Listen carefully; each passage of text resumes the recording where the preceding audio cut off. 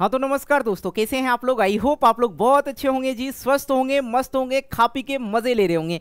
तो आइए आज की इस वीडियो में हम लोग देख लेते हैं कक्षा 10वीं के विज्ञान मतलब NCERT विज्ञान का 5वां अध्याय। और 5वां अध्याय आप लोग का क्या दे रखा है, जय प्रक्रम। कहिएगा सर जी हो ये तो हमारे बुक में 6वां अध्याय में है, आप 5वां अध्याय में कैसे ला दिए। तो मेरे भाई सुनो, आपका जो नया वाला बुक है ना उसमें 5वां अध्याय में जय प्रक्रम दिया है, ठीक है। कुछ कुछ अध्याय को खत्म भी किया गया है, तो ये चीज का आपको जानकारी होगा, है ना जी। तो आइए हम लोग क्या पढ़ने वाले हैं, जय प्रक्रम। और दूसरी बात की ये जो पूरा अध्याय है ना एक ही वीडियो में हम लोग समाप्त कर देंगे। और हाँ, इससे पहले 4 अध्याय कंप्लीट हो चुका है, अगर आप लोग नहीं देखे हैं तो इसी वीडियो के नीचे डिस्क्रिप्शन बॉक्स में जाइए, आप लोग देख लीजिएगा ना। ओके, तो आज हम लोग क्या पढ़ने वाले हैं, जय प्रक्रम। अब कहेंगे सर जी जय प्रक्रम कहते किसको है, ये बताइए।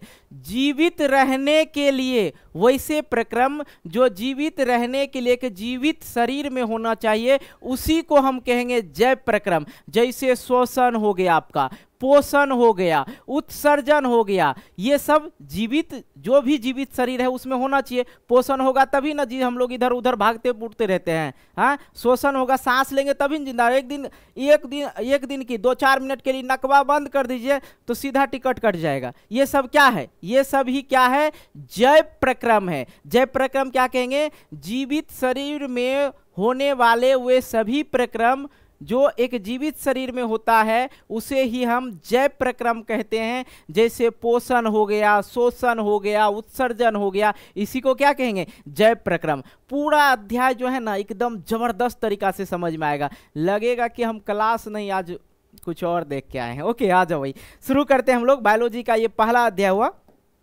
देखो जय प्रक्रम आप लोग को किस तरह से बताना है, जीवों में वे सभी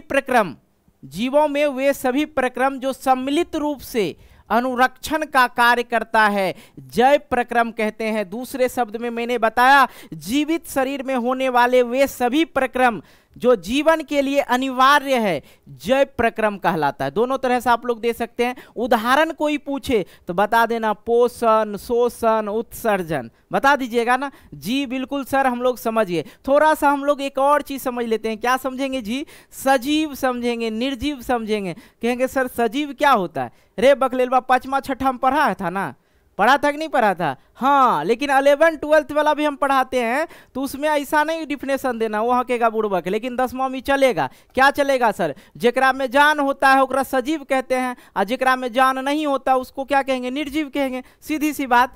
तो आप लोग पढ़ते हैं सजीव को ही जैव बोला जाता है। सजीव वह कहलाता है जिसमें जान होता है, जैसे कुत्ता हो गया, बिल्ली हो गया, मनुष्य हो गया। लेकिन 11th में ये चीज नहीं सुनिएगा, उसमें कुछ अलग डिफिनेशन हो जाता है, लेकिन 10वां में चलेगा। ओके चलो, जो चल रहा है उसको चलाना चाहिए। निर्जीव किसको कहेंगे, निर्जीव वह कहलाता है जिसमें जान नहीं हो। बताइए हई रिमोटबा में जान है जी, नहीं है।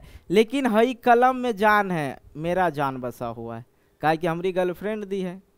नहीं दी है जी, वैसी बात। वैसे भी देती भी तो जान इसमें होता नहीं, लोग कह देता ना ये मेरी गर्लफ्रेंड दी, इसमें मेरा जान बसता है। ये निर्जीव चीज में तोहर कैसन जान बचेगा जी, बसेगा है जी, नहीं ना। तो सजीव किसको कहेंगे, जिसमें जान हो उसे सजीव कहते हैं। मनुष्य हो गया, कुत्ता हो गया, बिल्ली हो गया, भैंस हो गया, ये सजीव हो गया। निर्जीव टेबुल हो गया, कुर्सी हो गया, एकरा में जान नहीं रहता सर, इसको निर्जीव में फेंकिए। आगे बढ़ते हैं, देखते हैं हम लोग पोषण कैसे होगा जी। हमारे शरीर में ताकत कैसे आएगा, जब हम पौष्टिक चीज खाएंगे तभी तो आएगा। जैसे सेब, समतोला, दाल, भात, ये सब काहे खाते हैं, ताकि हमारे शरीर में मजबूती आए। और आप लोग के सामने इतने बड़बड़ कर रहे हैं, बोल रहे हैं, किसके वजह से, पोषण की वजह से ना। तो देखो भाई, पोषण, किसी भी काम को करने के लिए हमें ऊर्जा यानी ताकत की जरूरत पड़ती है, आवश्यकता पड़ती है। शरीर में ताकत लेने के लिए हमें पोषक तत्वों को ग्रहण करना होता है। इसी क्रिया को क्या कहते हैं, पोषण कहते हैं। क्या कहते हैं, पोषण कहते हैं। केकरो मन नहीं कर रहा है सब खाने का, मन कर रहा होगा तो बाजार से खा लीजिएगा। आइए आगे हम लोग बढ़ते हैं। अब भैया एक बात बताइए कि पोषण कै प्रकार का होता है। तो पोषण 2 प्रकार के, एक स्वयं पोषी पोषण, एक विषम पोषी पोषण। सर स्वयं पोषी पोषण किसको कहते हैं, स्वयं पोषी पोषण किसको कहते हैं, जो अपने से खाना बना ले। सर मनुष्य स्वयं पोषी पोषण होगा, नहीं। क्यों नहीं सर, हम गेहूं पे आश्रित रहते हैं, हम लोग सेब पे आश्रित रहते हैं, हम लोग मांस मछली पे आश्रित रहते हैं। लेकिन अब पेड़ पौधा जो है, पेड़ पौधा जो है क्या हो जाएगा, पेड़ पौधा हो जाएगा सर स्वयंपोषी। एक के जगह बैठल बैठल जड़ से पानी ले लेता है, सूर्य के प्रकाश में सारा चीज काम कर लेता है, क्लोरोफिल, ये आगे हम लोग समझेंगे, टेंशन नहीं लीजिए, ये सभी चीज कर लेता है स्वयं से, ठीक ना। लेकिन जो दूसरे जीवों पे या दूसरे चीजों पे आश्रित रहता है उसको हम लोग क्या कहेंगे, विषमपोषी। जैसे मनुष्य जो है, मनुष्य जो है क्या हो गया, जो उदाहरण आपको समझ में आया उसी को हम बता रहे हैं। मनुष्य क्या होगा, मनुष्य जो है क्या हो जाएगा, कहेंगे सर ये जो है विषमपोषी या इसको परपोषी, दूसरे पर आश्रित रहने वाले जीव को क्या कहेंगे, परपोषी कहेंगे। तो भैया एक और चीज यहां पे समझ लीजिए, एकरो में अपवाद होता है, पेड़ पौधा में भी अपवाद होता है। मैंने बोला पेड़ पौधा हो जाएगा स्वयंपोषी, लेकिन अपवाद में याद रखिएगा, अपवाद में याद रखिएगा इसमें क्या, अमरवेल, अमरवेल, ठीक है, अमरवेल हो गया, मशरूम हो गया, मशरूम देखें दूसरे चीज पे आश्रित रहता है, वो मृतजीवी पौधा हो जाता है, ठीक है। तो अमरबेल जो है ना, देखे हैं अमरलत्ता, अमरलत्ता बोलता है बेल, ये पतला पतला सा होगा, कहीं गाछ पर फेंक दीजिए उसी से वो पोषण कर लेता है, वो मरता ही नहीं है कभी, वो मरता ही नहीं है कभी, वो दूसरे चीज से पोषण करते रहता है। कौन, अमरवेल। याद रखिएगा अपवाद में कौन सा पेड़ है जो परपोषी है या विषमपोषी है, तो अमरवेल, ठीक है। तो ये चीजें समझ में आया। पोषण दो प्रकार के होते हैं, स्वयंपोषी पोषण और विषमपोषी पोषण, ठीक है। जो अपने से स्वयं से पोषण कर लेता है उसे स्वयंपोषी पोषण कहेंगे, जो दूसरे जीव पे आश्रित रहता है उसे हम विषमपोषी या परपोषी कहेंगे। जी सर क्लियर हो गया, आगे बढ़िए। तो आगे बढ़ते हैं स्वयंपोषी पोषण देख लेते हैं। वह पोषण जिसमें जीव भोजन के लिए किसी दूसरे जीव पर आश्रित नहीं रहता है, जैसे हरे पेड़ पौधा। इस सूर्य की किरण से एनर्जी ले रहा है, लाइट ले रहा है, देख रहे हैं सूर्य की प्रकाश ले रहा है, उसके बाद वायुमंडल से ऑक्सीजन और कार्बन डाइऑक्साइड दोनों ग्रहण करते हैं, ठीक है। और हाँ भैया याद रखिएगा, पेड़ पौधा शोषण के दौरान मतलब सांस लेने के दौरान कौन सी गैस लेती है, तो ऑक्सीजन लेती है। खाना बनाने के लिए वो कार्बन डाइऑक्साइड लेती है, ठीक है, खाना बनाने के लिए कार्बन डाइऑक्साइड लेती है। क्लियर हो गया, ओके। तो इसके बारे में हम लोग समझेंगे, फोटोसिंथेटिक्स जब पढ़ेंगे, प्रकाश संश्लेषण, तब समझेंगे, अभी समझने का हड़बड़ी नहीं है किसी को, नहीं ना, आ जाओ। स्वयंपोषी जीव कार्बन तथा ऊर्जा की आवश्यकता प्रकाश संश्लेषण द्वारा पूरी होती है, और यह प्रक्रम जिसमें स्वयंपोषी होता है वह प्रक्रम क्या है, स्वयंपोषी है, ठीक है। ये खुद से सारा चीज कर लेता है, नीचे जड़ से वाटर ले लेता है, मिनरल्स मिल जाता है, ठीक है, और वायुमंडल से ऑक्सीजन कार्बन डाइऑक्साइड दोनों मिल जाता है इनको, और यहाँ से प्रकाश का लाइट मिलता है, प्रकाश संश्लेषण वहाँ से मिल जाता है इनको, कोई दिक्कत ना, आराम से खाना इसका बन जाता है, कोनो दिक्कत नहीं। फोटोसिंथेटिक्स समझाएंगे आप लोग को, लेकिन यहाँ पे ये चीज ही समझना था आप लोग को। आगे हम लोग बढ़ते हैं, देखिए विषमपोषी पोषण, ये बकरी का हो गया विषमपोषी, घास पे आश्रित रहता है। मुर्गा, ये देखिए, ये तो और इनका तो बातें, ये आजकल सोशल मीडिया में वायरल आदमी है, खाने के लिए कहता है आपके अंदर कोई भी टैलेंट हो उसे दिखाइए, ठीक है। सबके अंदर, एक इंसान के अंदर कुछ ना कुछ तो अजीब टैलेंट होता है जो दूसरे जीव में नहीं होता है। जो मेरे अंदर होगा शायद वो किसी भी मनुष्य के अंदर नहीं होगा, जो मेरे अंदर टैलेंट होगा पता नहीं कौन सा टैलेंट है, लेकिन इस बंदे का तो बात ही अलग है, अलग लेवल के बंदे हैं भाई। ये खाने में एक्सपर्ट है, हमेशा देखो दौड़ते रहता है खाने के लिए, ठीक है, ई लड़का, ठीक है। तो विषमपोषी वह पोषण जिसमें जीव भोजन के लिए किसी दूसरे जीव पर आश्रित रहते हैं, जैसे मनुष्य, भेड़, बकरी, ये सब का हो गया विषमपोषी पोषण। वही चीजें थी, कुछ था नहीं ज्यादा। आइए आगे हम लोग समझते हैं विषमपोषी पोषण के लिए परजीवी पोषण, विषमपोषी पोषण के प्रकार। अब भैया विषमपोषी पोषण के जो प्रकार हैं, 3 प्रकार हैं। एक परजीवी पोषण, एक मृतजीवी पोषण, एक प्राणी संपोषण, ठीक है, प्राणी संपोषण। तीनों के बारे में हम लोग अच्छी तरह से समझते। आइए सबसे पहले परजीवी समझ लीजिए, परजीवी पोषण वह पोषण है जिसमें जीव दूसरे जीव के अंदर रहकर उसे बिना मारे अपना भोजन प्राप्त करता है उसे परजीवी पोषण कहते हैं। एग्जाम्पल के लिए समझिए, लड़की के माथा में ढील होता है। अब जो लड़कों का आजकल देखते हैं लड़कों के माथा में ढील हो जाता है, तो अब इसका मतलब क्या है? लड़की सब बड़ा बड़ा बाल रखती है, वो जू बहुत फैल जाते पूरे, इसमें ऐसे ऐसे करते रहेगी, बोखराते रहेगी, तो जू जो है कहीं कहीं ओकरा ढीला बोलता है, ठीक है। आपके इधर क्या बोलता है पता नहीं, ठीक है। और फीता कृमि ये हो गया, ये सब जो है किसी दूसरे जीव के अंदर रह के मजा लेते रहता, मतलब अपना पोषण करते रहता। वैसे जीव जो दूसरे जीव के अंदर रह कर पोषण करे उसे परजीवी पोषण कहेंगे। आइए हम लोग समझते हैं मृतजीवी पोषण। मृतजीवी अपना भोजन मृत जीवों के शरीर पर तथा, जैसे मृतजीवी क्या हुआ समझो, मृतजीवी क्या हुआ, जो मरा हुआ चीज है, सिंपल सी बात, कुछ मर गया है, ओकरा पर अपना बैठ के उस पे उग के उसका उसी से अपना पोषण करे, उसे मृतजीवी कहते हैं। जैसे देख लो, मृतजीवी अपना भोजन मृत जीवों के शरीर तथा गले कार्बनिक से प्राप्त करता है। जैसे हो गया फफूंदी या कवक, ये सब देख रहे हैं, पेड़ पौधा में या गल जाता है, सड़ जाता है, तो वहीं से निकल जाता है, ये मशरूम टाइप का। ओके, आइए आगे हम लोग बढ़ते हैं। आगे हम लोग देखते हैं प्राणी समपोषी। इसमें जीव संपूर्ण भोज्य पदार्थ को अंतः ग्रहण करता है, अतः उसका पाचन शरीर के अंदर होता है अंदर होता है, जैसे अमीबा, मानव, ये सब। अब को प्राणी संपोषण हम नहीं समझे। वैसे जीव जो निगल के भोजन करे, वैसे जीव जो निगल के भोजन करे, जैसे अपना लोग खाते हैं, हम करते हैं, उसके बाद निगल जाते हैं ना, तो हम क्या हुए? हम हुए संपोषी, ठीक है, हम हुए संपोषी। प्राणी संपोषी में क्या होता है, जैसे अमीबा हो गया, मानव हो गया, ये सब जो है क्या करता है, भोज्य पदार्थ को अंतः ग्रहण करता है, इसका पाचन जो होता है शरीर के अंदर होता है। जैसे अमीबा ले लो, ये खाद कण है, कोनो खाने पीने वाला चीज है, और ये इसका है केंद्रक, ये क्या है केंद्रक। और ये दोनों, इस अमीबा का कोई आकृति सुनिश्चित आकृति नहीं होता है, आकार निश्चित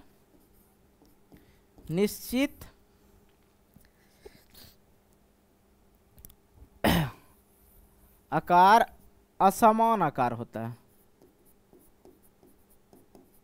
असमान आकार मतलब देखो, इसका अगर ड्राइंग करें तो ऐसे भी हो सकता है, कहीं कहीं देखिएगा तो इस तरह से भी दिख जाएगा, इस तरह से होता है। लेकिन इसके बीच में ये जो होता है, इसी को बोला जाता है कूटपाद।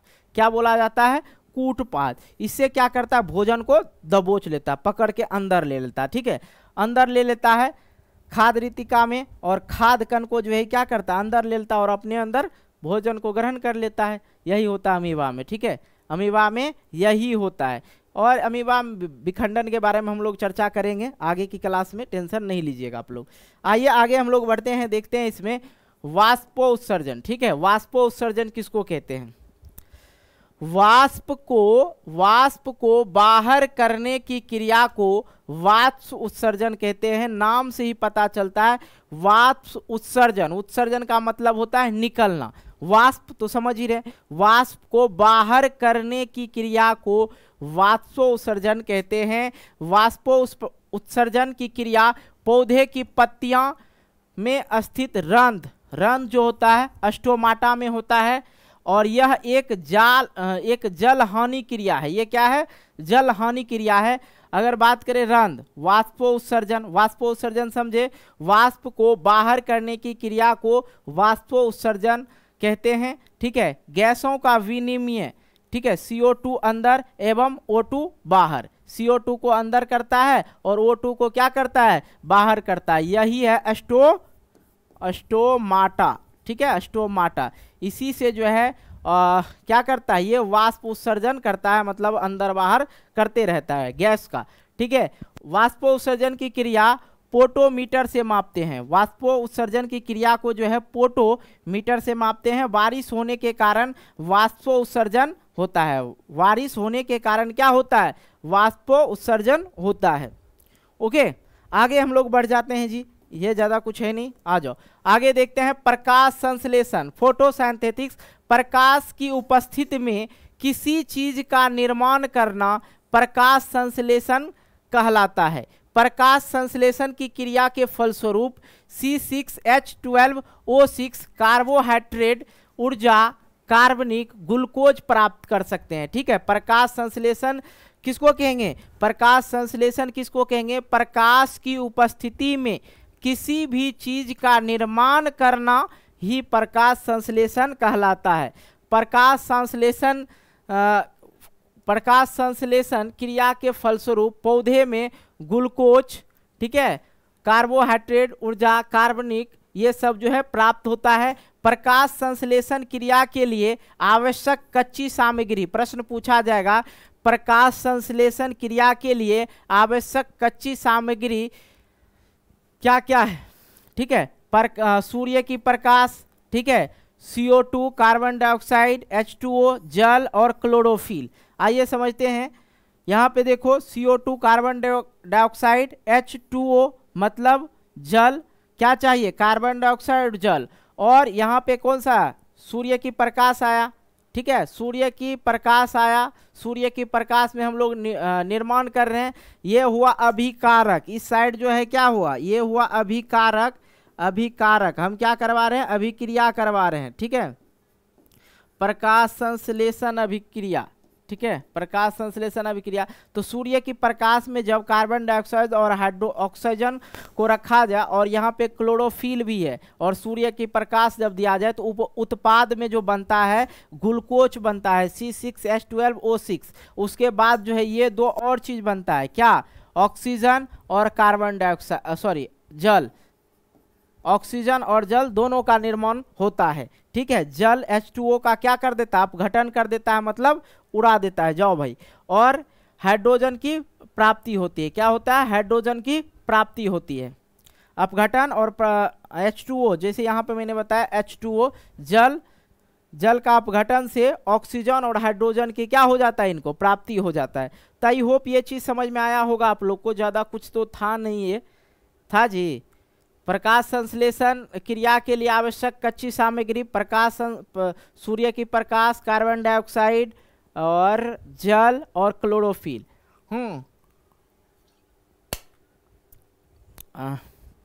ये आप लोग को लिख देना है। आगे बढ़ते हैं, देखते हैं यहाँ पे हरित लवक। हरित लवक में ही हरे रंग का पूर्ण हरित पाया जाता है। इसी कारण पेड़ पौधा जो हरा होता है।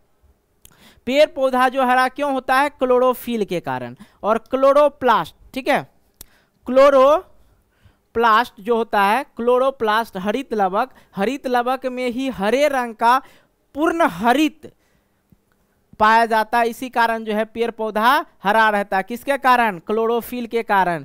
खून का रंग लाल क्यों होता है? प्रश्न आता है, खून का रंग अगर पूछे खून का रंग लाल क्यों होता है तो याद रखिएगा आप लोग, हीमोग्लोबिन के कारण। किसके कारण? हीमोग्लोबिन के कारण। किसके कारण? हीमोग्लोबिन के कारण जो है खून का रंग लाल होता है। अगर प्रश्न पूछे पेड़ पौधा का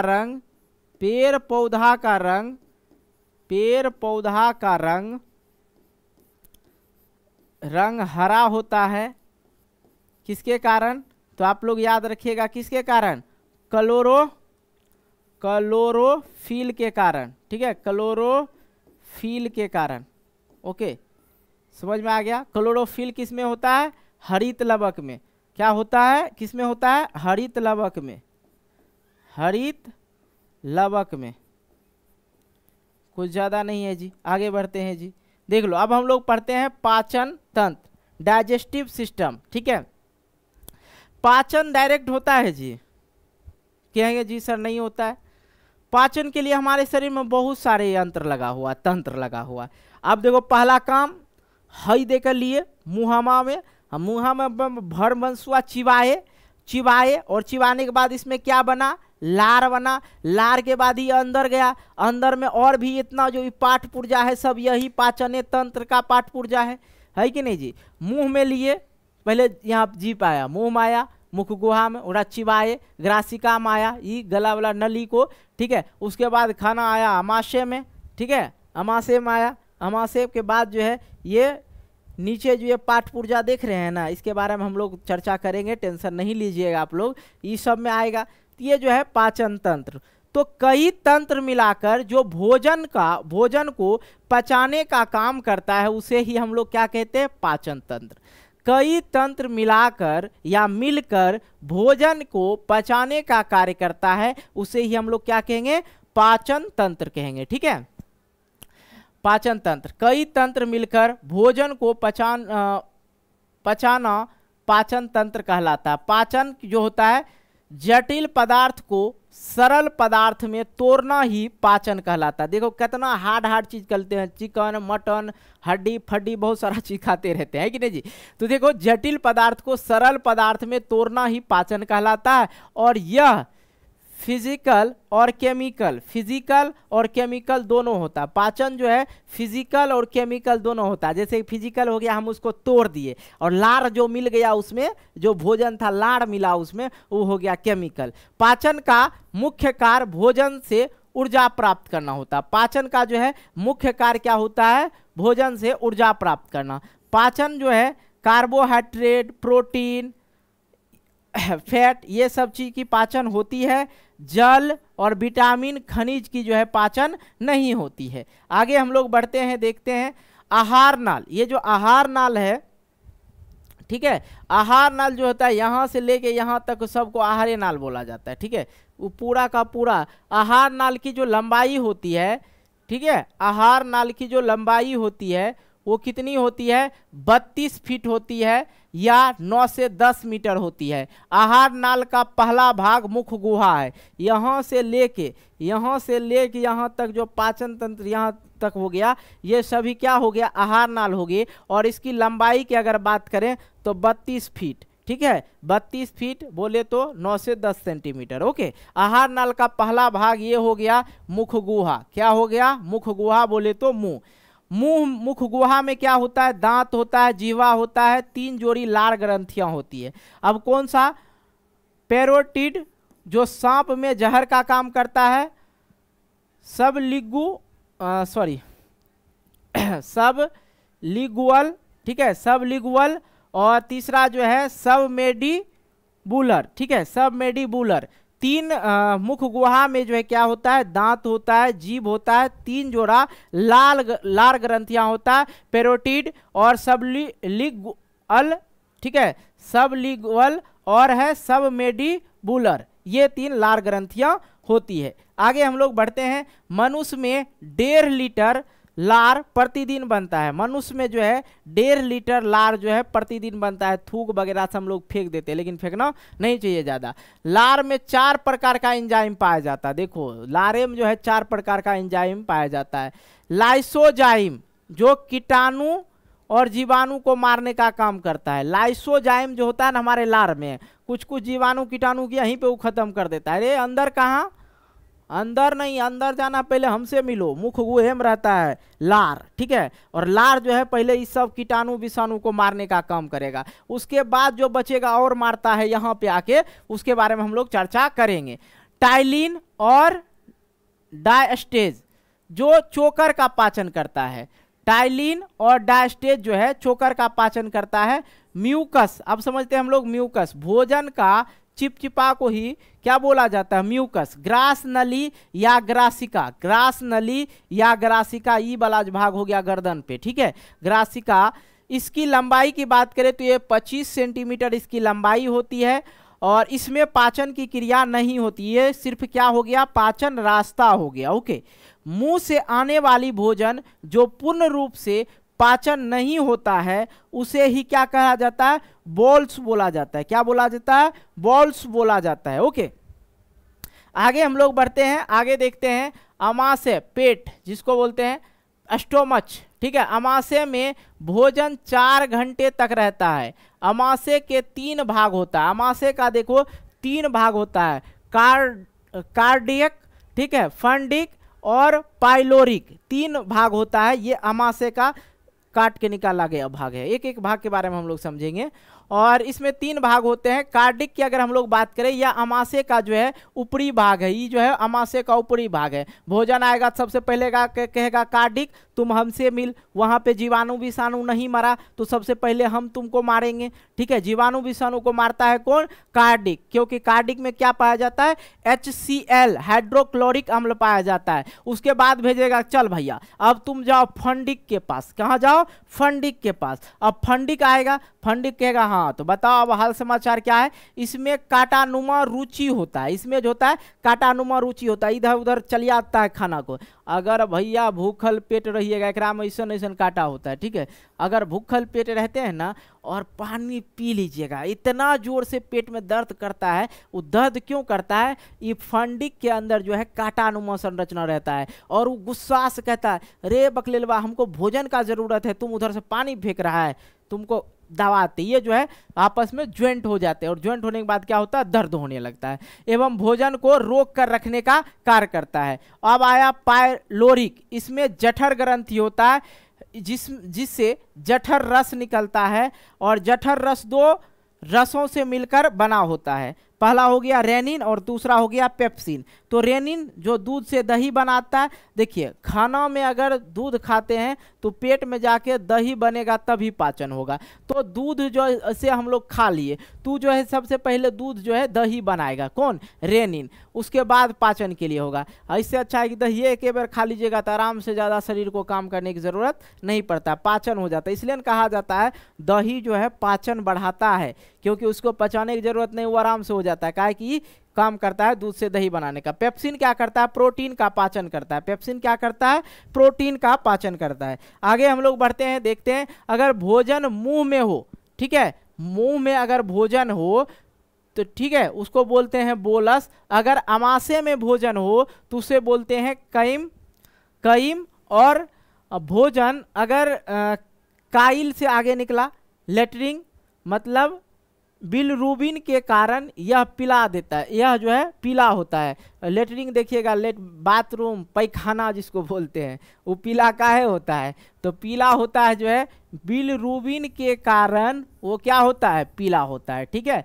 जो लेटरिंग देके निकलता है जो भोजन, उसको क्या बोला जाता है? काइल, काइल या लेटरिंग। लेटरिंग का रंग पीला काहे होता है? तो बिलरूबिन के कारण होता है जी। समझ में आया जी? आइए आगे हम लोग बढ़ते हैं। श्वसन तंत्र हम लोग समझ लेते हैं, ठीक है। अब श्वसन तंत्र समझेंगे बहुत आसान तरीके से। अब देखो ये जो है ये हमारा नाक है, नाक से ही सांस लेते हैं छोड़ते हैं।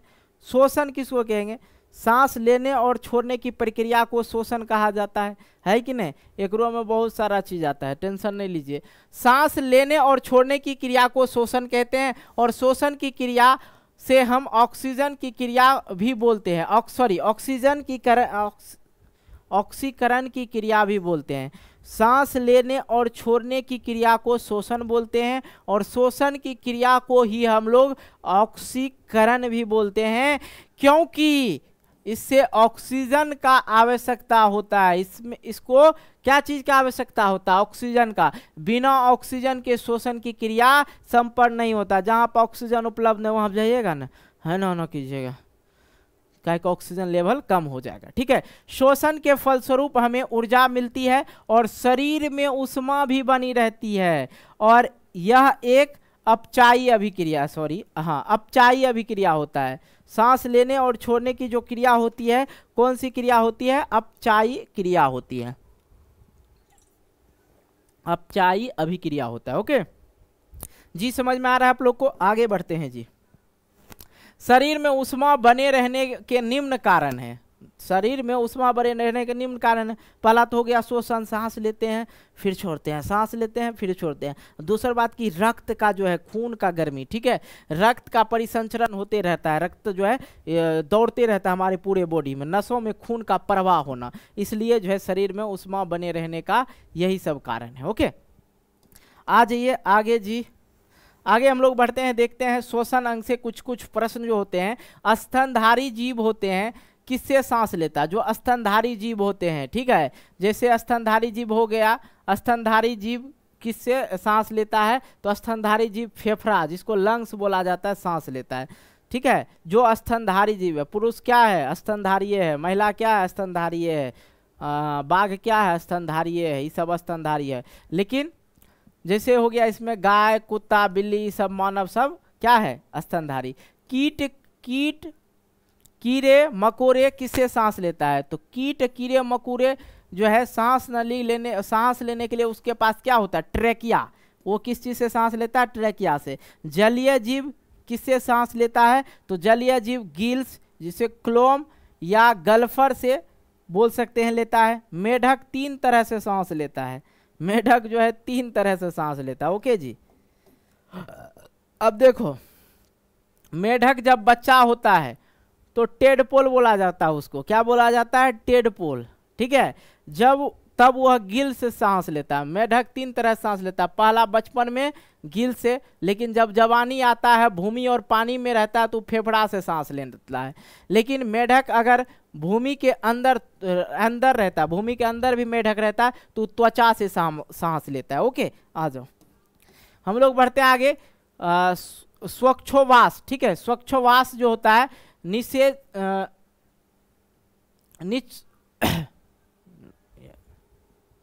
निश्शोषण जो होता है, और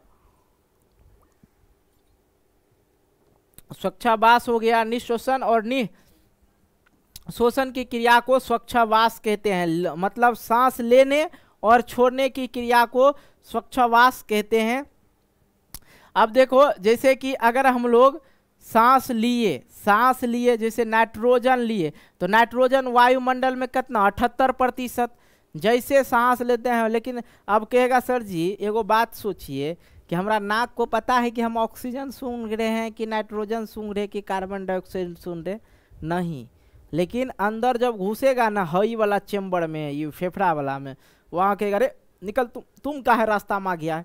यहाँ पे सिर्फ ऑक्सीजन को हम एंट्री देते हैं। देखो कौन गैस कितना अंदर जाता है और कितना रिटर्न होता है, ये समझ लो भैया। ये जो है नाइट्रोजन जो है 78% वायुमंडल में पाया भी जाता है, और जैसे ये 78% जाएगा, उधर से फेफड़ा कहेगा भाग, यहाँ से भाग, तुम्हारा कोई यहाँ पे खेल नहीं है। फिर ऑक्सीजन जाएगा, प्रेम से कहेगा आइए जी, नमस्ते जी, बैठिए जी, आएगा, इसको लेगा, इससे जो है 21 में जो है 17% फेंक देगा, फिर फेंक देगा। ठीक है, जाओ 17% इसको भी निकाल देता है। लेकिन कार्बन डाइऑक्साइड जाएगा ना, कार्बन डाइऑक्साइड जो है 3% है, 0.3%, लेकिन निकाल देगा 4%। ठीक है, ये चीजें समझ में आ गया। 0.4% होना चाहिए यहाँ पे, 0.4%। आइए आगे हम लोग बढ़ते हैं। आगे हम लोग देखते हैं श्वसन मार्ग क्या है। श्वसन मार्ग जिस रास्ते से सांस होती है, जो वायु होती है, निकलती है, आती है, जाती है, उसे श्वसन मार्ग कहते हैं अपने भाषा में। जिस मार्ग से वायु जिस मार्ग से जाती है उसे श्वसन मार्ग बोलते हैं। श्वसन मार्ग कुछ इस प्रकार का होता है, ये देख रहे हैं ना, ये हो गया श्वसन, ये हो गया हमारी चेम्बर, ये वाला पाइप हमारे मुंह दे के आया, नाक में भी है, मुंह में भी है। काहे कि भैया नकबा बंद कर लीजिएगा तो मुंहवा से सांस ले सकते हैं, काहे कि दोनों सिस्टम जो है यहीं से है। लेकिन ये गौर कीजिए, ठीक है, यहीं से हो जाता है, नलिया में लगा रहता है दोनों। ठीक है, तो ये हुआ जैसे नासा छिद्र हो गया, नासा द्वार हो गया। नासा छिद्र 2 गो होता है, नासा छिद्र, ये 2 गो नाक होता है, 2 गो छेद होता है। नासा छिद्र 2 गो और नासा द्वार 1 गो होता है। ठीक है, नासा कपाट। ठीक है, उसके बाद यहाँ पे आइए, हई वाला, ये वाला जहाँ पे चश्मा लगाते हैं उसको बोलते हैं नासा कपाट। नासा कपाट में चिपचिपाहा पदार्थ पाया जाता है। चिपचिपाहा पदार्थ कीजिएगा, चिपचिपा पदार्थ जरा नेटा बोलते हैं। ठीक है, वो पदार्थ पाया जाता है जिसे म्यूकस कहा जाता है। और क्या होता है, जब नेटा सूख जाता है, मतलब आपको सर्दी खत्म हो जाए, तो धूल कण का जो है, धूल का नाक में बाल होता है, समझे, वो रोक के रखता है, नाक में पूरे यहाँ से यहाँ तक बाल होता है, तो रोक के रखता है। और उसमें क्या पड़ जाता है, खट्टी जिसको बोलते हैं, अपना भाषा में क्या बोलते हैं जी, खट्टी। और जो धूल कण चिपका लेता है, फिर उस धूल कण को 5 से 6 दिन के बाद उसे नकुटी के रूप में निकाल लिया जाता है। ओके, आ जाओ भाई, आगे हम लोग देखते हैं। अब देखो ग्रास नली, ये क्या हो गया आपका, ग्रास नली हो गया, ग्रासनी। ठीक है, ग्रासनी हो गया। ये ग्रासनिक बोला जाता है हल्लक, ई वाला जिकरा यहाँ से ये जो है ये वाला। ठीक है, उसके बाद आता है स्वर्ण ग्रास, ये हो गया, ये वाला यहाँ ग्रास नलिका यहाँ से जुड़ा रहता है। ठीक है। ये उसके बाद जो है श्वसन तंत्र आ जा, सॉरी स्वर तंत्र आ जाता है, ये वाला एक रात दाब देंगे तो आवाजवा बदल जाएगा, ठीक है, जिसको वॉइस बॉक्स बोला जाता है। फिर यहाँ से आता है श्वास नली में, ठीक है, ट्रैकिया जिसको बोला जाता है, ठीक है, क्या बोला जाता है, ट्रैकिया। ये हो गया आपका ट्रैकिया, ये क्या हो गया आपका ट्रैकिया हो गया। और उसके बाद ब्रॉन्ची, ठीक है, ब्रॉन्ची जो होता है ये वाला, ये दोनों क्या हो गया, ब्रॉन्ची हो गया ये और ये। लेकिन फिर उसके बाद एक और होता है, ठीक है, ब्रोंचिलिस जो होता है, ब्रोंचिलोस, ये जो होता है ब्रोंचिलोस, ये जो है ये वाला यहाँ से जो यहाँ भी करता है, यहाँ से यहाँ, यहाँ से यहाँ, ये वाला भी यही हो गया, ठीक है, क्या हो गया, ब्रोंचिओलेस, ठीक है। अच्छा अच्छा, चलो भाई ये हो गया, ठीक है। उसके बाद जो है वायु कोष्ठक में जाता है, ये हो गया वायु कोष्ठक, ठीक है, ये हो गया आपका वायु कोष्ठक। फिर यहाँ से क्या करता है, ब्लड में भेजता है, कोशिकाओं में भेजता है, फिर माइटोकॉन्ड्रिया में, इस तरह से जो है वायु को भेजते रहता है, ये होता है, ठीक है। समझ में आया जी? आइए आगे हम लोग बढ़ते हैं उत्सर्जन तंत्र के बारे में। उत्सर्जन का मतलब होता है निकालना, उत्सर्जन का मतलब होता है निकालना। अपशिष्ट पदार्थ को शरीर से बाहर निकालने की क्रिया को उत्सर्जन तंत्र कहते हैं। जैसे त्वचा हो गया, त्वचा से क्या निकलता है, पसीना, और कभी चख के देखिएगा नमक ऐसा लगेगा, जिसको सीबम बोला जाता है, ठीक है। फेफड़ा, फेफड़ा जिसको लंग्स का क्या है, श्वसन तंत्र है, उत्सर्जन तंत्र भी है, ठीक है। ये CO2 वाष्प बलगम को निकालता है फेफड़ा, फेंक दे ना जी। चलो आओ यकृत में आ जाओ, फिर यहाँ पे यकृत में आ जाओ। लीवर अमोनिया और यूरिया को परिवर्तित कर, जैसे पेशाब उसाब करते हैं तो यकृत में जाएगा, वो यूरिया में परिवर्तित कर देगा, ठीक है, परिवर्तित कर देता है। और विक्र जो किडनी होता है वो क्या करता है, यूरिया को कहता है जाओ तुम, इसलिए ज़्यादा देर पेशाब को नहीं रोकना चाहिए, पेशाब को रोकते हैं तो किडनी खराब हो जाती है, इसलिए ज़्यादा देर पेशाब को रोकना नहीं चाहिए। अगर हो रहा है तो कर दीजिए, कोई दिक्कत की बात नहीं है, टाइम मिले तो। यूरिया पेशाब का उत्सर्जन करता है। बड़ी आंत अन्न पचा के भोजन को क्या बनाता है, काइल बनाता है, ठीक है। चीज़ें समझ में आ रही है? आगे हम लोग बढ़ते हैं जी, आगे हम लोग बढ़ते हैं। विक्र रक्त को छानता है, विक्र जो है रक्त को छानता है और पेशाब का निर्माण करता है। एक एक पॉइंट को समझिएगा। विक्र जो है किडनी को बोलते हैं, ठीक है, याद रखिएगा। किडनी को क्या करता है, वो रक्त को छानने का कार्य करता है, एकदम सीम के बीज का आकार का होगा, ठीक है। ये जो है बायां विक्र है, ये क्या है, बायां विक्र, जो अगर डायग्राम की अगर हम लोग बात करें तो इस तरह से होता है, ठीक है। ये हो गया आपका विक्र, इसमें क्या होता है, ब्लड को छाना जाता है, रक्त को छाना जाता है। पेशाब का निर्माण करना, फिर क्या होता है, पेशाब का निर्माण करना, जहर को निष्क्रिय कर देता है। और इसकी जो संख्या होती है 2 होती है, देखो 2 होता है। एक ये किडनी से भी आदमी जी जाता है, जैसे अमिताभ बच्चन को बंदर का किडनी लगा हुआ है कि नहीं जी। और इसका वजन की बात करें तो हम लोग 140 ग्राम होता है। नेफ्रॉन 8 लाख, इसमें जो नेफ्रॉन की संख्या होती है 8 लाख होता है। विक्र की संरचनात्मक एवं क्रियात्मक इकाई को नेफ्रॉन कहा जाता है। ओके, आगे हम लोग बढ़ते हैं जी, आगे हम लोग बढ़ते हैं, देखते हैं धमनियाँ। यह एक प्रकार का रक्त नालिका होती है जिसके अंदर शुद्ध रक्त का प्रवाह होता है। मतलब धमनियाँ, ये जो होता है धमनी और सिरा जानते हैं ना, जिसमें ब्लड जो है चलते रहता है, ब्लड का पाइपलाइन। ओके, तो यह एक प्रकार का रक्त कोशिकाएं, रक्त को कहाँ पर दिए जी, यह एक प्रकार की रक्त नालिका है जिसके अंदर शुद्ध रक्त का प्रवाह होता है। धमनियों का जो है कार्य होता है कि हृदय से शुद्ध रक्त को ले जाकर शरीर के विभिन्न अंगों तक पहुंचाना। और हृदय का काम क्या होता है, खून को ब्लड करना, पंप करना, ताकि संचलित रहे, खून दौड़ते रहे। ओके, इसलिए देखते हैं कि मंगवा हुआ जाता है तो पहले कहता है हार्ट बीट इसका काम कर रहा, पहले देखो, यहाँ दाबते रहता है करके दाबता है ना जी। आ जाओ, इसी प्रकार से हृदय से शुद्ध रक्त को ले जाके शरीर के विभिन्न अंगों में क्या कर पहुंचाता है, कौन, धमनियां। तथा धमनियों में प्रवाह होने वाले रक्त ऑक्सीजन की मात्रा अधिक होता है। अब आता है पल्मोनरी धमनी जो अशुद्ध रक्त को क्या करता है, जिस शिराएं, यह एक प्रकार की रक्त वाहिनी है, इसमें अशुद्ध रक्त बहता है तथा इसमें बहने वाली रक्त में ऑक्सीजन की मात्रा जो है कम होती है, कार्बन डाइऑक्साइड की मात्रा अधिक होता है। प्लमोनरी शिरा जो होता है उसमें क्या होता है, शुद्ध रक्त बढ़ता है, लेकिन धमनी में देखिए पल्मोनरी, ठीक है, पल्मोनरी धमनी में जो है अशुद्ध रक्त बहता है, लेकिन पल्मोनरी, ठीक है, पल्मोनरी शिरा में क्या होता है, शुद्ध रक्त बहता है जी। ओके,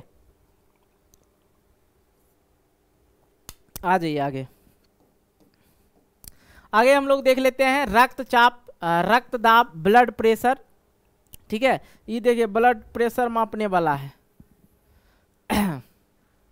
देखो, शरीर में रक्त के प्रवाह के कारण नसों की दीवारों पर पकड़ने वाली दाब को क्या कहते हैं, रक्तचाप कहते हैं। अब यहाँ पे एक चीज समझ लीजिए, अनुशीतलन और शीतलन, जिसको बोला जाता है अनुशीतलन या शीतलन के दौरान धमनी के अंदर दाब, धमनी के अंदर दाब अनुशीतलन दाब कहलाता है। धमनी के अंदर की दाब को अनुशीतलन दाब कहता है। और सामान्य परकुंचन दाब, लगभग जो सामान्य परकुंचन दाब होता है वो कितना होता है, 120, और अनुशीतलन दाब जो होता है 80 होता है। तो 120/80 जो है होना चाहिए क्या, ब्लड प्रेशर। क्या होना चाहिए, ब्लड प्रेशर, ठीक है। ब्लड प्रेशर कितना होना चाहिए, 120/80। अगर कम हुआ तब फिर भी दिक्कत, अगर ज़्यादा हुआ तब फिर भी दिक्कत। इसलिए मेंटेनेंस करने के लिए खाइए वैसा वैसा खाना, सजवना, ठीक है जी। आ जाओ, अब देखो इसको, ये जो यंत्र है इसको मापने वाले यंत्र को रक्तदाब, रक्तचाप जिसको बोलते हैं, ब्लड प्रेशर मापने वाले यंत्र को कहा जाता है सफाइगोनोमीटर, ठीक है। ये प्रोनाउंसिएशन इसका मेरा थोड़ा ये मिस्टेक होता है, इग्नोर करना मेरे भाई। स्फाइग्मोमेनोमीटर होता है, एक बार में समझ में आ गया, स्फाइग्मोमेनोमीटर होता है, ठीक है इसका नाम। ओके, कोई दिक्कत, ये थोड़ा ये जो प्रोनाउंसिएशन होता है अटक जाता है कभी कभी मेरा, इसलिए ये चीज़ें होती है, बट इसको इग्नोर करना आप लोग। आ जाओ आगे हम लोग बढ़ते हैं जी।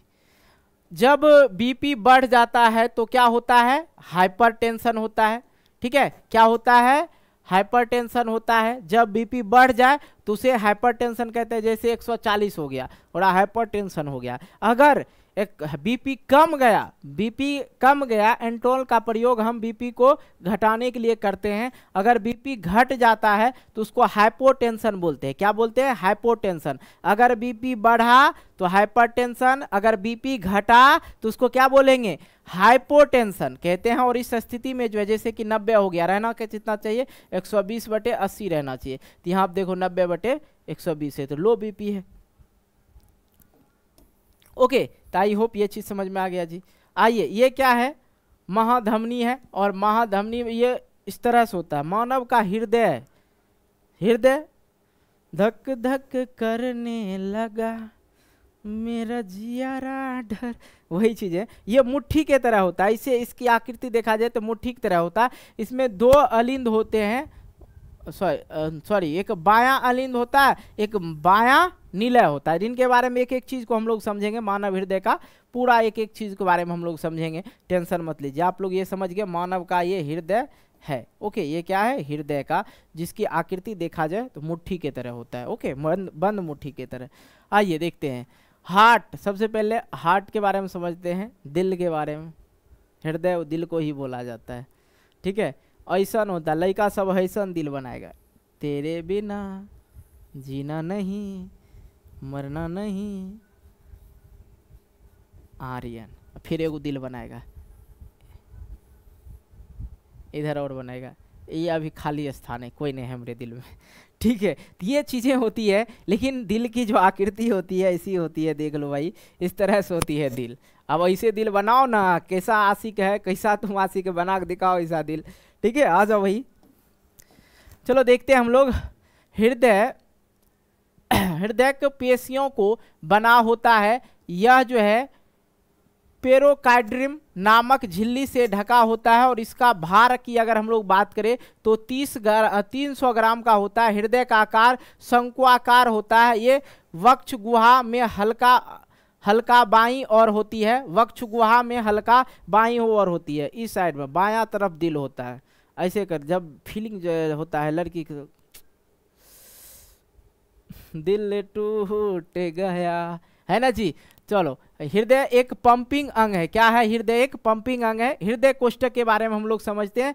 हार्ट चेंबर, हृदय के अंदर पाए जाने वाले गुहा खाली स्थान को चेंबर कहते हैं। और अलिंद की बात करें, यह हृदय के ऊपरी भाग होता है। शरीर से रक्त अलिंद के माध्यम से हृदय में प्रवेश करती है। और निलय, यह हृदय का निचला भाग होता है और रक्त को पंप करता है, जिससे रक्त पूरे शरीर में क्या होता है? जाता है। अगर मैं बात करूं मछली के हृदय में केवल कितने चेंबर होते हैं? 2 चेंबर होते हैं। आगे देख लो, उभयचर, जैसे मेढक हो गया, सरीसृप हो गया, जिसमें सरीसृप हो गया सांप, छिपकली, इसमें जो है 3 चेंबर होता है। इसमें कितने चेंबर होता है? 3 चेंबर होता है। मगरमच्छ तथा घड़ियाल सरीसृप में किंतु इनका बाहर 4 चेंबर होता है। क्या होता है? इनका 4 चेंबर होता है, 4 चेंबर वाला होता है। ठीक है। स्तनधारी और पक्षी का हृदय जो है 4 चेंबर वाला होता है। आई होप ये चीज समझ में आ गया आप लोग को।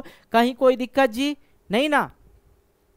तो ये अध्याय जो है आप लोग का यहीं पे हो जाता है समाप्त। और लगभग कितने मिनट? 45 मिनट में पूरा का पूरा कॉन्सेप्ट आप लोग को समझ में आ गया होगा। कहीं कोई दिक्कत तो वीडियो कॉल करके कमेंट करके पूछ लेना। ठीक है, कमेंट करके आप लोग को पूछ लेना। बाकी ये क्लास आप लोग को कैसा लगा जरूर बताना।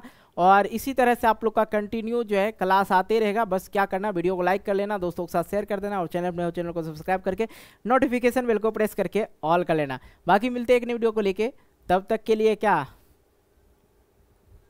ठीक है, बाय, जय हिंद, जय भारत, टेक केयर।